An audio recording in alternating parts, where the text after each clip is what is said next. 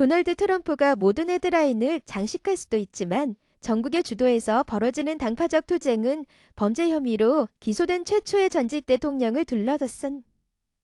드라마보다 미국을 변화시키는데 훨씬 더 많은 일을 할 수 있습니다.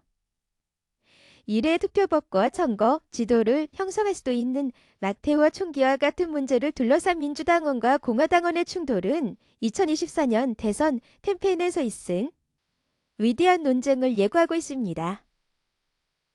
이러한 끓어오르는 갈등은 또한 문화적, 정치적 정체성에 대해 분열된 국가를 반영하며 때때로 힘의 균형의 작은 변화가 어떻게 중대한 결과를 가져올 수 있는지 보여줍니다. 최근 대통령 선거에서 가장 경쟁이 치열한 주 중 하나인 위스콘신에서는 진보 성향의 판사가 화요일 주 대법원 의석을 차지하기 위한 경쟁이요. 승리하여 주 낙태 권리를 회복하고 공화당이 자신들에게 유리하게 형성한 지도를 다시 그릴 수 있었습니다. 약 20만 표 차이로 그녀의 승리의 규모는 공화당의 경종을 울릴 것입니다. 노스캐롤라이나에서는 공화당이 몇 달 전 거의 20% 차이로 당선된 민주당 줄하원 의원이 이번 주 공화당의 뒤집힌 후 낙태와 더 제한적인 선거법에 대한 새로운 규제를 모색하면서 도주의회에서 모두 거부권을 행사했습니다. 총기에 대한 미국의 고통스러운 분열이 테네시에서 놀라운 대결을 몰고 있습니다. 공화당 조의원들은 지난 주 내슈빌 학교 학살 사건 이후 총기 난사 사건을 해결하기 위해 노력하는 대신 총기 규제 시위에 동참한 세면이 민주당원들을 쫓아내기를 원합니다.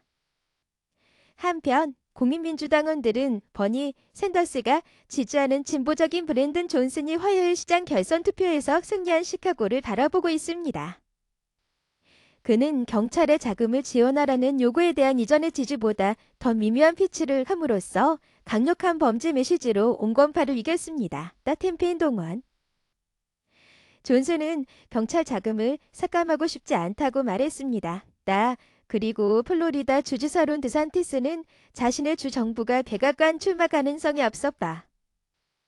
보수적인 미국의 실험실이라고 말하며 이번 주 초에 사람들이 허가 없이 문패된 총기를 소지할 수 있도록 하는 법안에 서명했습니다.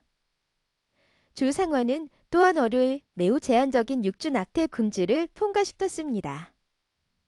이 놀라운 일련의 국지전은 국회의원들이 다가오는 부채 한도 위기에 대비하고 우크라이나 지원에 대해 논쟁하고 있는 워싱턴에서 항상 주목받는 것은 니다.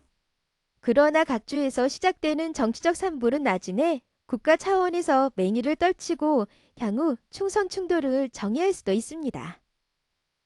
예를 들어 공화당이 깨었다고 표현하는 정책을 수용한다고 민주당을 맨비난하면서 2024년에는 성별과 트랜스젠더 문제가 지배적인 질문이 돼 것이 이미 분명합니다. 낙태, 성별, 총기와 같은 문제에 대한 교류의 강도는 또 다른 가능성을 제기합니다.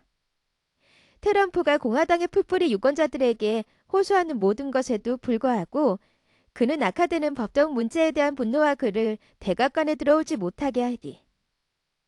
이에 정치적으로 박해받고 있다는 그의 주장에 거의 전적으로 뿌리를 두고 있는 캠페인을 운영하고 있습니다.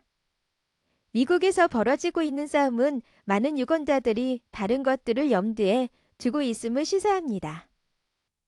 위스콘신주는 2010년 공화당의 스콧 너커가 주지사로 처음 선출된 이후 보수적인 부활과 그에 따른 자유주의적 반발로 휘청거렸습니다. 그것은 2016년 도널드 트럼프와 2010년 조 바이든의 승리에 결정적이었고 새로운 대통령 선거 사이클로 향하는 정치적 카날에 남아 있습니다. 최근 주의 정치적 변화에서 자유주의 판사전의 프로타시에 비치는 정당들이 확실한 지지를 얻은 무당파 선거에서 보수적인 단위의 켈리를 쉽게 있습니다. 이 대회는 상당한 외부 지출을 끌어들여 역사상 가장 비싼 주 사법 경쟁이 되었고 프로타시에비치의 승리 마진은 트럼프와 바이든에 각각 약 2만 표의 쿠션 크기의 약 10배였습니다. 모든 선거가 독특하지만 위스콘신주 판사의 승리는 동원 가능한 문제로서 낙태의 힘을 강조하고 2024년에 이 문제가 그들의 후보들에게 다시 타격을 줄 수 있다는 공화당 전략들 사이에서 우려를 부채질할 수 있습니다. 나태 활성화된 선거 세력의 정책 효과는 수요일에 또 다른 중서부 전장에서 볼 수 있습니다. 그레첸 위트머 민주당 주지사는 지난 가을 유권자들이 민주당에 양원의 통제권을 넘겨주었기 때문에 가능했던 1931년 나태 금지 법안을 폐지해 서명했습니다.